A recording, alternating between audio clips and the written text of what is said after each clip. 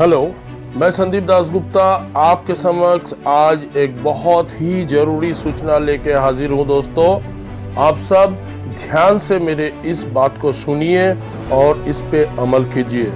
दोस्तों, कोरोना के हालात दिन के दिन खराब होते जा रहा है। हमारे पूरे देश को क्यों, हमारे विश्व को कोरोना अपने गिरफ्त में लेते जा रहा है।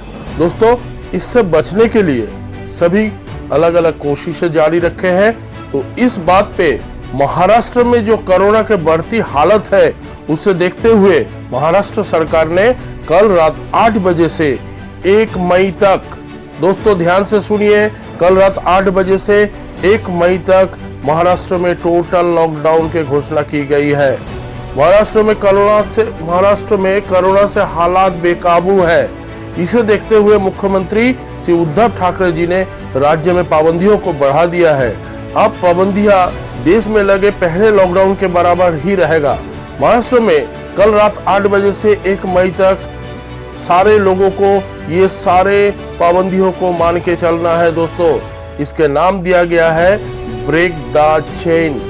ब्रेक द चेन नाम से इसको नामकरण किया गया है। इससे कोरोना का जो चेन है, जो ग्राफ है ऊपर के तरफ भाग रहे हैं, उसको रोकने का एक रास्ता मिलेगा। सरकारी ऑफिस में, दोस्तों आप ध्यान से सुनिए, सरकारी ऑफिस में अब सिर्फ 15% कर्मचारी ही रह सकते हैं।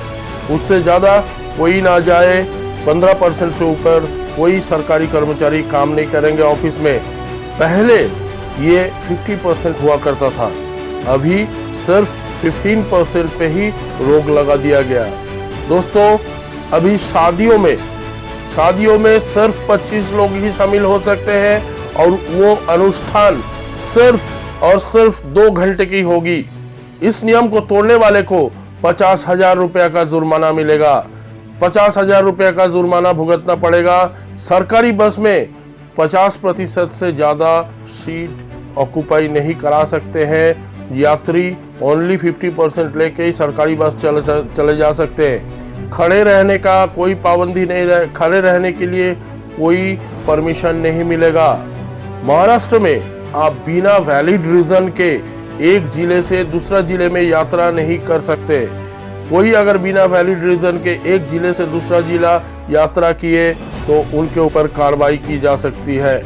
दोस्तों, अगर किसी को बहुत जरूरी है, कहीं से कहीं जाना है, आपको लोकल डिजास्टर्स मैनेजमेंट अथॉरिटी से परमिशन, अनुमति लेना पड़ेगा। बिना अनुमति के आप जा नहीं सकते। लोकल ट्रेन से यात्रा करने के लिए भी अनुमति का जरूरत पड़ेगा। दोस्तों, लोकल ट्रेन में अत्यावश्यक सेवा से जुड़े लोग या मेडिकल इमरजेंसी से जुड़े लोग ही अपने डॉक्यूमेंट शो करके टिकट ले सकते हैं, अदरवाइज बिल्कुल नहीं जा सकते हैं। दोस्तों, पिछले 24 घंटे में कोरोना से पूरे महाराष्ट्र में 568 लोगों की मृत्यु हुई है। दोस्तों, ये आंकड़ा बहुत डराने वाली है, जबकि 67,468 नए मरीज मिले।